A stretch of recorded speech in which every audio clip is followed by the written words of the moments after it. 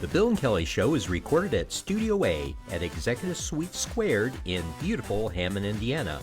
Now, here's Bill and Kelly.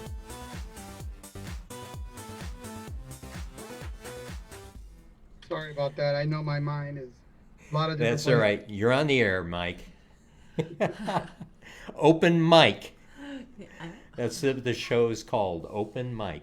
Welcome to the Bill and Kelly Show. With us, we have, he's been our co-host, contributor, co-host with the COVID-19 report, Michael Puente of WBEZ Chicago.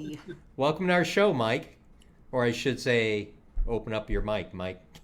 Well, nice to be here, Bill and Callie. How are you again? Great. We're really happy that you're here. The question is, how are you, my friend? What a crazy week. I'm fine. I'm perfect. Busy, but a busy, crazy week. Yeah, that's why we wanted to have you on, is talk about that crazy busy week, because it started out interviewing the new Democratic nominee for the congressman, and you were right there when the phone call happened, right? So why don't we start out with that? Why don't you tell us a bit about that experience? You were out at the hangar and were right there when it happened. Yeah, that was interesting because we were told we were probably not going to get final results. Well, this wasn't a final result, but we didn't expect to have sort of a conclusion on Tuesday night just because of all the absentee ballots.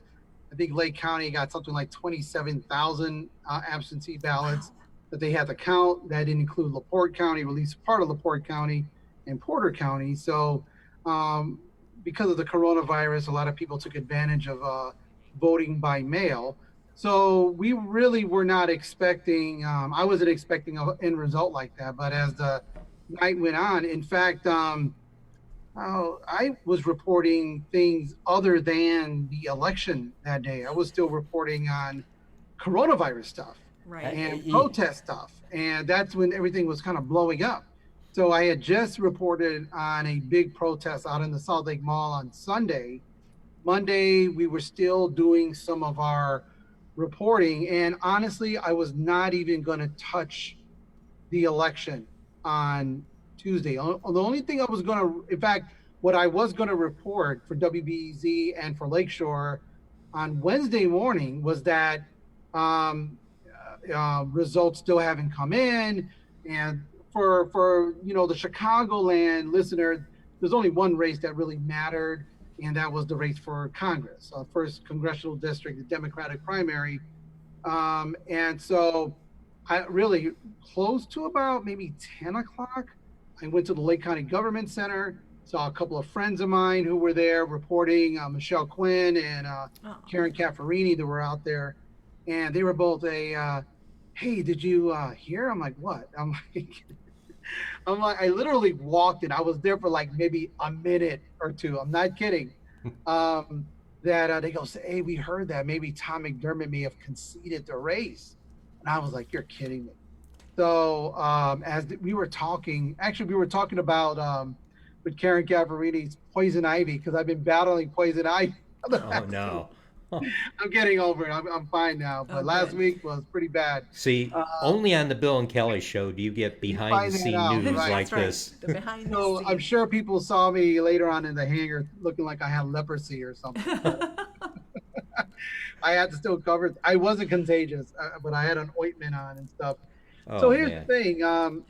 So then literally when I heard that, I'm like, well, maybe Tom McDermott will tell me something. So I sent him a text. Literally, I sent him a text, and he responded within 10 seconds. Yeah, I just reached out to Frank Marvan and congratulated him. And so I'm like, this is not off the record. Oh, my God. So I'm like fumbling with my phone or kind of get a picture and tweet it and text it out and put it on Facebook. My arms were literally shaking. I'm on a steroid for the poison ivy. I felt like I had coronavirus. So all this, I was literally outside around a little bit after 10, outside the Lake County Government Center, shaking because I'm like, this is a hot potato. I got to get this out there because earlier on, I do know of some political organization, or I don't know if it was a straight up media organization, but had put out that they project Frank Marvan winning this. And I'm like, that's kind of early. They must not understand the whole time dynamic between Lake and Porter counties. But already we were getting early indication that maybe this was not going to be Tom McDermott's night.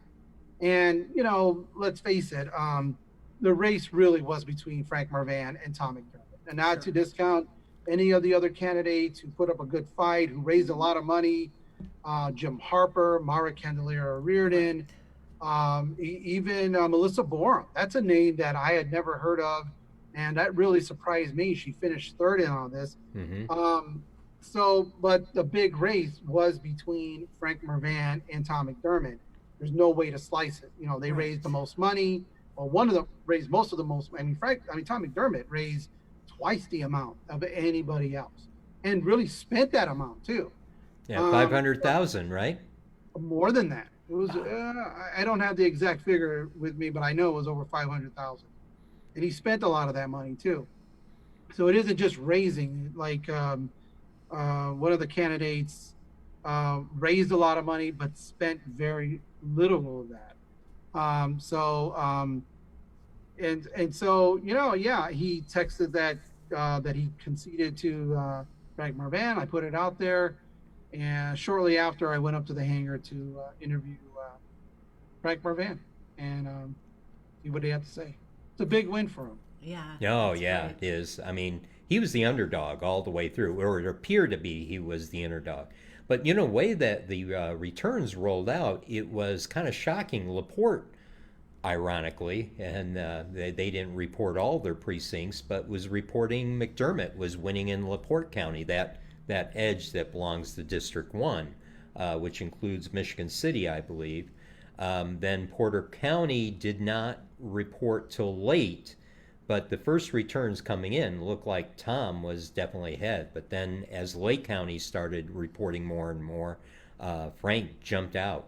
And then Porter County chimed in, and it ended up being Harper, McDermott, and Marvan. But it didn't overcome what was in Lake County results. Lake County, he won it. Yeah. So... yeah, that was an interesting primary election.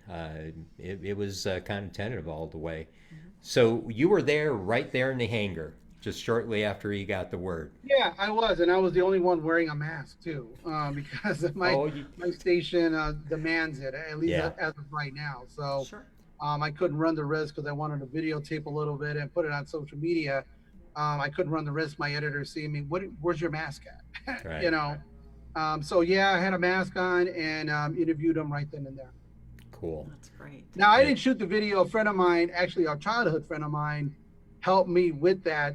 He was there in support of Frank Marvan, but I said, why don't you hold my phone? And he's never done it before. So in the video, you do see him like kind of floating around. And I had to like grab him, like, stand still. Stay right here. Videotape me. Stay right here. Yeah, we need to hire a cameraman that we could share. Yeah, it's like that movie with Ricky Bobby with where he doesn't know what to do with his hands. Talladega Got holding Nights, his baby. phone and like doing this Panavision or something. Like, just sit still. Yeah, it was an exciting time in those hangars from what I hear. Let me tell you something about Frank Marvan, and I actually have known most of these candidates. Except, I don't really know Jim Harper, but Tom McDermott I've been covering for a long time. I even back in the day covering a little bit of his father. Mara Candelaria Reardon, I've known her forever. Her mother was my high school Spanish teacher. But I'll be honest with you, I was not one of her brighter students. Oh, yeah, hold on. I was at, but here's another I can't edit this out. It's live. Here's another thing is though, Frank Marvan's his parents grew up right next to my grandparents in East Chicago on Butternut Street. Cool. So I've known about the Marvans for a very long time. Yeah. His dad was the state senator for ages, and Right. And then Frank decided to get into the game 15 years ago as the township trustee. And we got to say this before somebody sees the video and says, hey, wait a minute, there's a general election. Oh Mark yeah, yeah, is the I GOP know. candidate. Um, yeah, that's right. There's still a general election, but barring the end of the world or the second pandemic, or nobody sends in their votes and Mark Leva somehow is able to muster up any kind of level a platform or campaign, because he hasn't done it ever since he's been running in all these years. According to federal election campaign records, he didn't raise any money for the primary. He didn't spend any money for the primary, which Yeah. is kind of a shame because there was another individual who raised, I think, about $15,000 Oh, and wow. seemed to actually want the position, and to lose to somebody who really put no effort, but other because of his name, is now going to be the nominee. I think this area deserves better than that. I think the Republican Party deserves some better than that. It's not right that this that you have a candidate in there who doesn't seem to take this serious. When you raise no money, you spend no money. Maybe he's spending out of his pocket. I don't know. But to run a credible campaign, you got to raise money.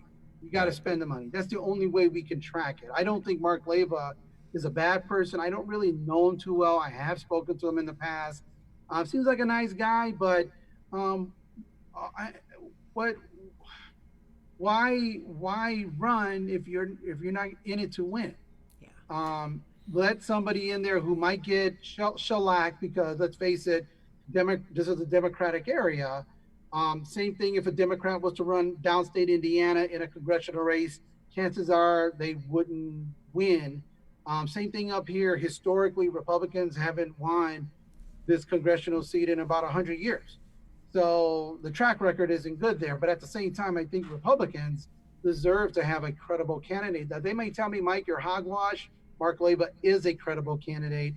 But historically, it doesn't seem like he's put up as much of a fight as probably should. Has he run for office before? He's I run get for this office before, so for the he's first congressional district. I think this has to be his fifth time running. oh, so he's kind of resting on the laurels of name recognition that he's had from prior campaigns. Yeah, if you want to call it that. Yeah, yeah, that's interesting. Yeah, you would think that would not be fair with a guy spending 15,000, raising 15,000, and spending some of that, and then a year comes along and just pure on name recognition alone.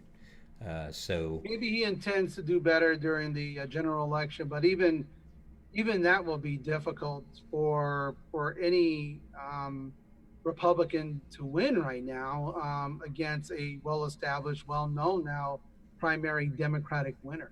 So, right, for that, it looks like Frank Marvan's going to be the guy heading to Washington come January. yeah, his only hope for votes really in Porter County, which has been well till recently a predominant GOP field. Um, yeah, but again, going against Lake County, which is predominantly Democrat, chances aren't there. You know, especially with the strong support that Frank had out of Lake County. So that's an interesting election. So when we talk about some of the protests that you went to, or if you kind of block those out of your memory.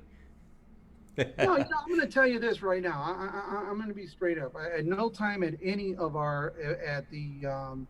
the protests did I feel unsafe or worried about my own personal safety. Maybe I'm downplaying it, or maybe the way it looked. I think am experienced enough to know how to cover these things. It's not my first time. I covered some of the GA protests in Chicago.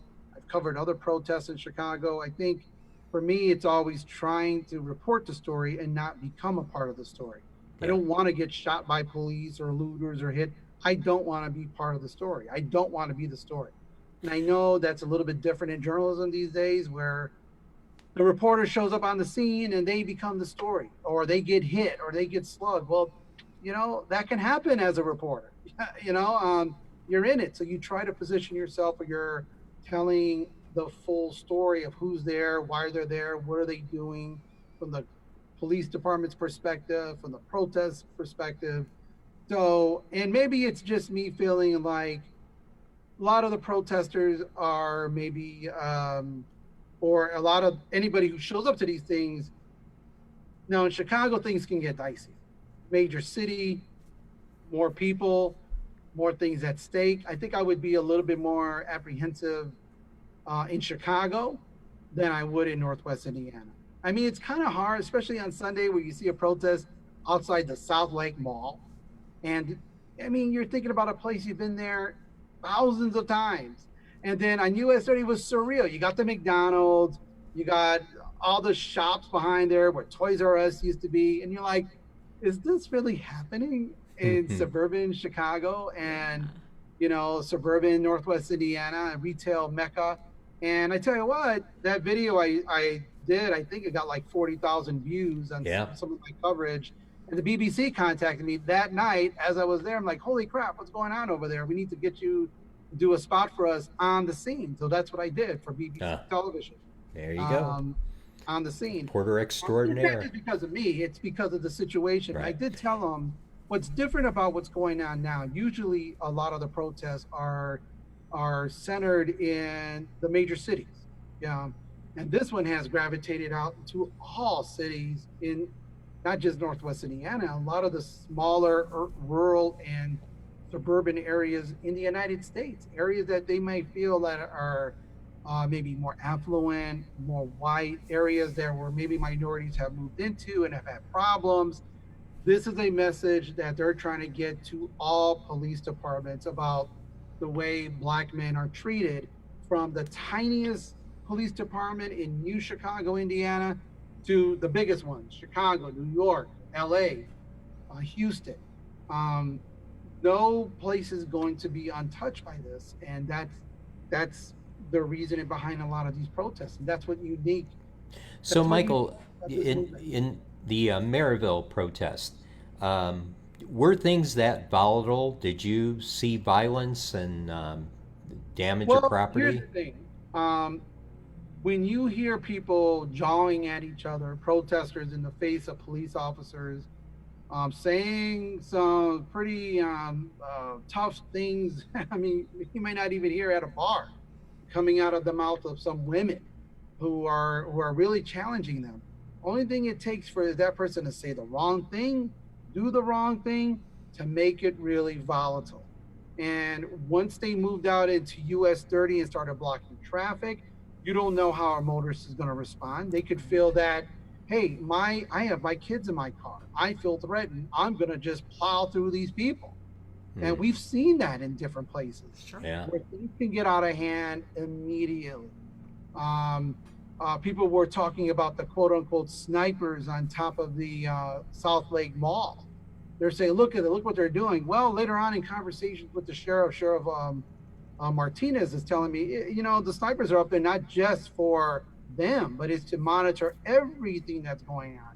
That's what happened in Las Vegas. You had a sniper up there looking down on the crowd. The police need an aerial shot of no matter who's there to protect the protesters who have a right to protest. But in case there's others who want to go a little bit further than that, they're there to protect property and other people from getting hurt. So, anything could change on a dime. Somebody can get hot-headed. Somebody can lose their temper. A cop can lose their temper. We did see one of the canine units bite one of the protesters. So that thing can get out of hand. Somebody threw a water bottle at a police officer. It could go both ways. Somebody could just say, I've had enough. And, could you give me 30 seconds? I got to grab my bottle of water. Go right ahead. Go right ahead. Just don't throw it in anything, will you, Mike? This is live, as live as it gets.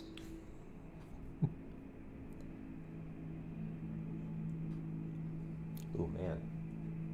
Somebody's mowing lawn. Yeah. And it's very loud because we're on the 3rd floor. So we're waiting. Oh, here he is. Sorry about that. Right. Hey, no problem. It's the Bill and Kelly show. You know what I'm saying? it's all good. So, cheers, baby. Since that last week, this last weekend, Do you feel like things have scaled down a bit between the police and the protesters? I've been seeing a lot or reading a lot, like Griffith. The police department there actually asked the coordinator of the protest to go to the park away from the business area on Broad Street And to stay there. and to stay there so it's they would get more numbers actually, and it kind of de-escalated the whole friction thing, and the police were totally supportive of their protest. So, and I've seen more and more, and a lot of the news media are reporting it as not, peaceful protests now. Are you getting that sense, or do you feel it's still volatile? I don't know of any protest that has happened in Northwest Indiana where it hasn't been peaceful, or has not result or has resulted in some kind of property damage. There may have been a little bit in Maryville, but we don't know if those were just people protesting and looting, or somebody smashed a window and we're not even connected to that. So I would hate to tie it into that. Yeah. Now, look, there are two kind of protesters. You got those who just who want to protest, who want to gather and want to say what they want to say without causing public destruction. There's another one who wants to elevate that to say, look, unless I throw this brick through this window, you're not going to pay attention to me. You're not going to listen to me. I'm not justifying that one. I'm just saying that's the rationale behind it. Right. We've seen a lot of damage in Calumet City, Lansing area. That's really close to Northwest Indiana. So I think that's here where this law enforcement was trying to prevent that. That's not to say tough things aren't said at even at the peaceful protests. They are peaceful, but you got a lot of different ideas there. Everything from police reform to police dissolvement, and maybe moving towards away from capitalism to more communism. That maybe capitalist society has failed us as the United States. So you got a lot of ideas from people. Yeah. But I would say most of the protests, unless I'm wrong, have been peaceful. I haven't heard any reports of looting or vandalism in Hobart or Portage or Valparaiso. I think the protests are going to go on. Are they going to remain? I think at this point it serves no purpose to vandalize or loot. I think it would start to hurt the movement in terms of the dialogue. I mean, let's face it. Early on, it was a lot of pain and anger. Saw a lot of pain and anger erupting because it's now not just one time. This has been decades going. It's no different than we have a family fight, with your brother, your sister, your parents. You throw things. You want to break things. I know a lot of. I didn't come from a perfect family. Those things can get rough. And if my brother Tony's listening, he knows what I'm talking about. But at the same time, after those few hours, things start to settle down. And your parents say, hey, stop it. Cooler heads need to prevail. Right. Start to work it out. So I think we're in the later stages now. Yeah, I think you hear more of that from the coordinators and the people that are leading these protests. Hey, we want to send a message, not negative message. And so I think you're hearing more and more that but that is true, but at the same time there may not be just one coordinator of protest. You may have it isn't one group. It could be several factions, and one faction might say I don't agree with that. I think we need to do our own thing and cause a little destruction here and there. I'm not saying that's not going to happen, but it seems the likelihood of doing that is less and less in Northwest Indiana. Yeah. So, boy, it seems like, we were doing COVID-19 reports there for a while, but it's almost like this took a back seat. But yet there are still things happening, numbers. We're now heading into in Indiana on June 14th is where we're going towards the last stage of the Back on Track program. And so, I mean, what have you tuned into that at all, or have you been so busy with the either the protest and the congressional election? Well, I mean, I'm still paying attention to it because I'm really interested in finding out, like, since, I would think the next 2 to 3 weeks are going to be interesting to see how many people now come down with this virus or get sick. Now, I've been told, though, that um, the more it's harder for you to get the virus if you're outside. And Mm-hmm. it's harder for you to get the virus if you're outside wearing a mask. So maybe that's helping us. So maybe thank God it's not the winter months when this is happening, where a lot of people could be getting more sick. So no, I'm keeping an eye on that, um, because the more you go out, the less you see people wearing the mask or social distancing. I think we're just going to get into that sort of complacency. People are going to beaches. You're seeing more people at Right. parks. Mm-hmm.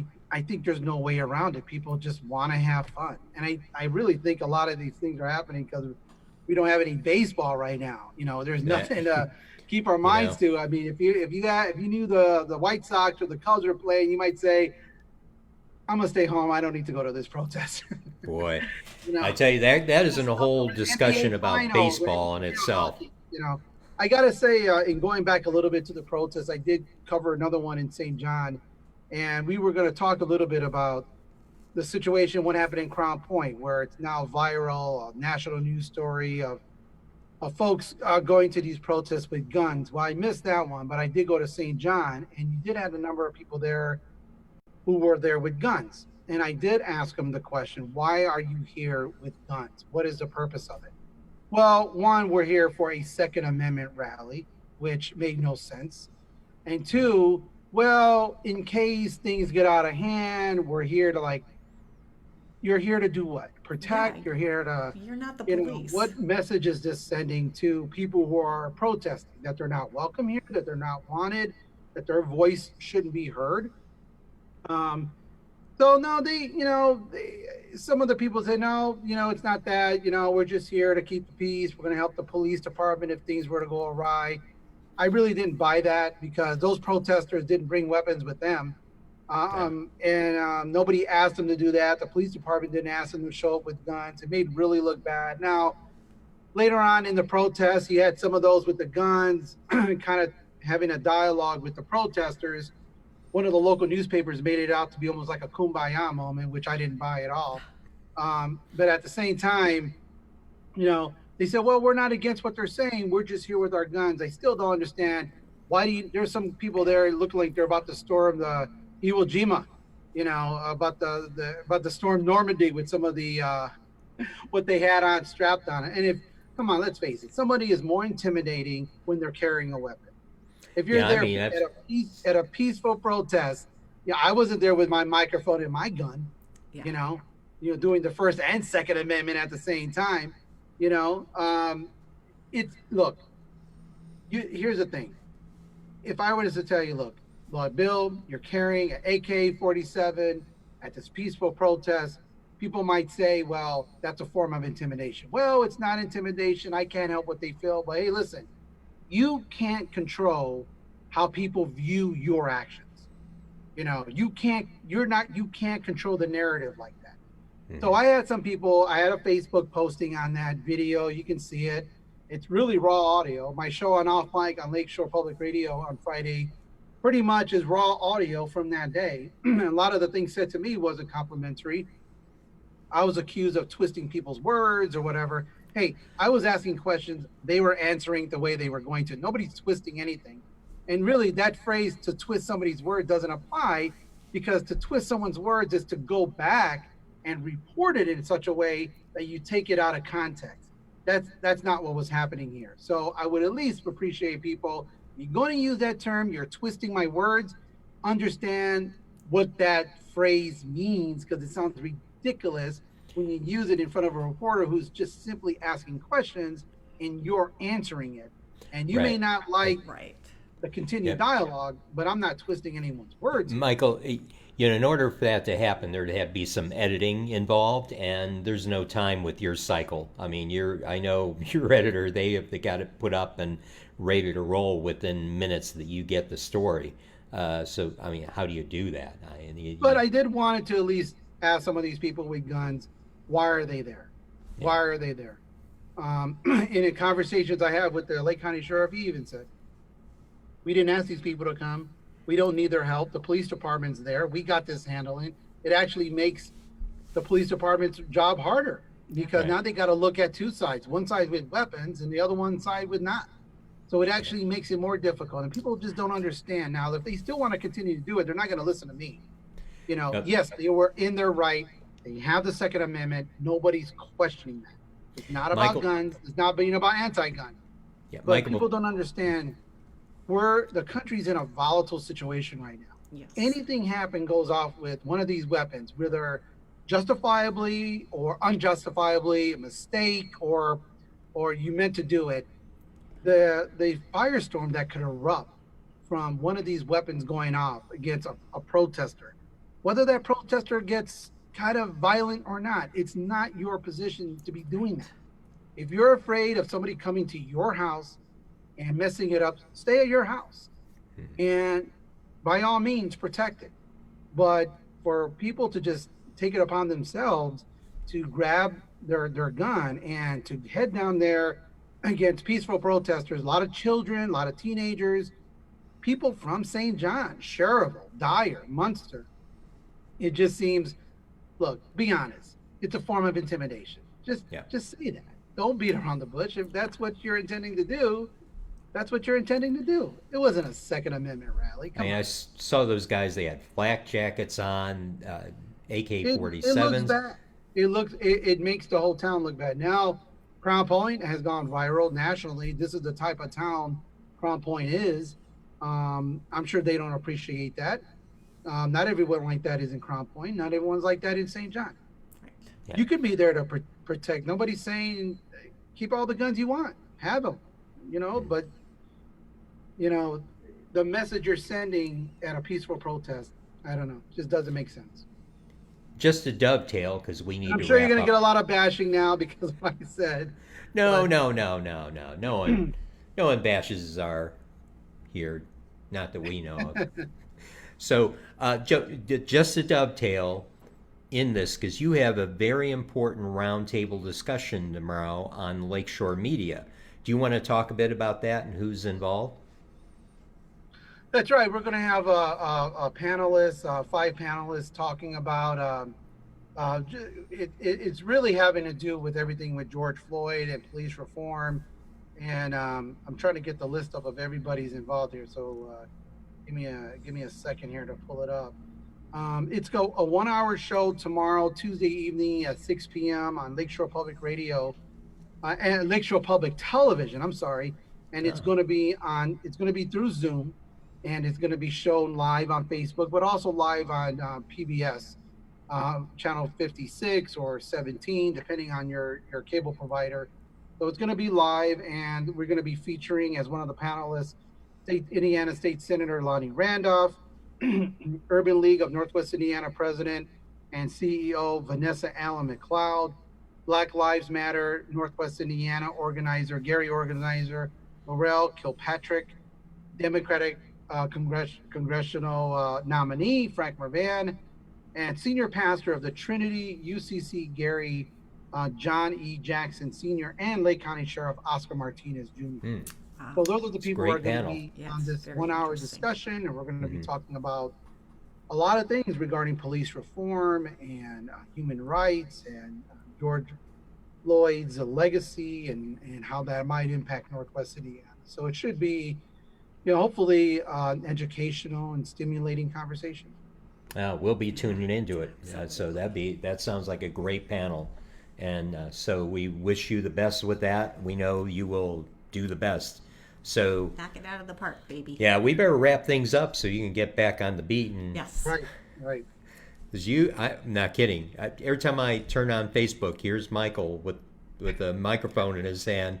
Well, I had a nice little relaxing weekend, but Good. next Oh, weekend yeah. is going to be back up because I'm back to working. I'll probably be covering more things in Chicago, but it's right now, it's kind of a volatile time. But I hope people, well, I wish all sides would sit back and listen, just talk and listen, and even if some of the conversations are heated, this what happened to George Floyd can happen to anybody. Hmm. And let's face it, African Americans have been having a tough go at it, but I'm sure there are other groups that have their issues with the police department and maybe have no way to express that. But maybe this is an opportunity for them to do that. Yeah, definitely. Get this group together is important as in other areas, Chicago, in Georgia, wherever these protests are happening. That people just need to take the time, sit down, and listen, and tell their side and listen to the other side. So, boy, with that, listen, we will let you go, Michael. So Thank you can you get. so much for joining us. Yeah, thank you very much. Holly and Bill, thank you so much for having me. Thanks. And we'll have to have you on again. Yep, absolutely. So With know that, what? we've got to do some business here because we are going to be hosting the Crisis Center virtual wine. Where's your Bill and Kelly show mug? It's Yeah, in the you other lost office. it. Somewhere. Well, listen, we got to roll down the show here, and part of that is to play this promotional video for a virtual wine fest that we will be hosting for the Crisis Center. And Michael already tuned out, so we Yep. are going to go ahead and wrap down the show. We'll see you. Have a great day. Goodbye for now.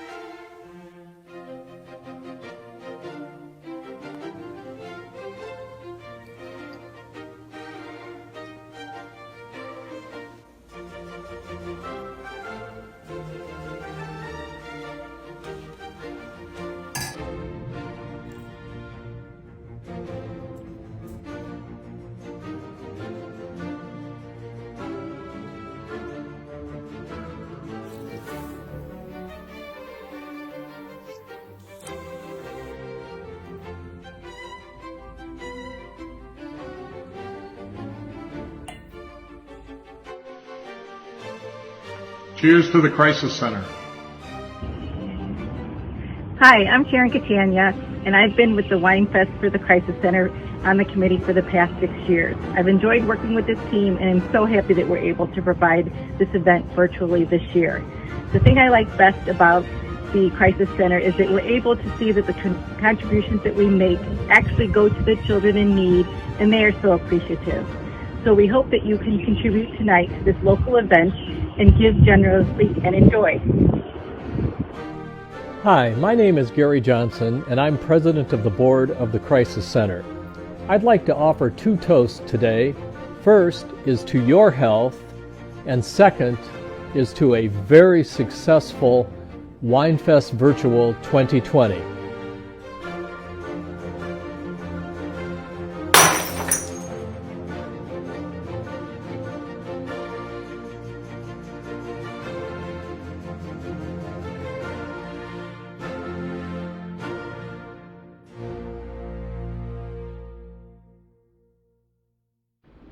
This episode of The Bill and Callie Show is brought to you by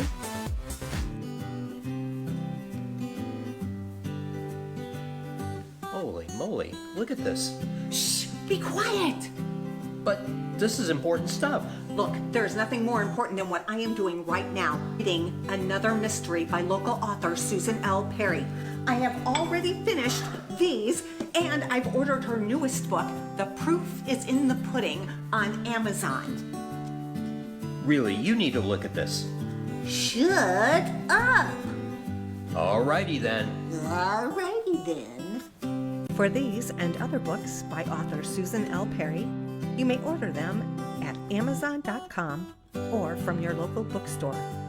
For more information about the author, visit her website at www.susanlperry.com.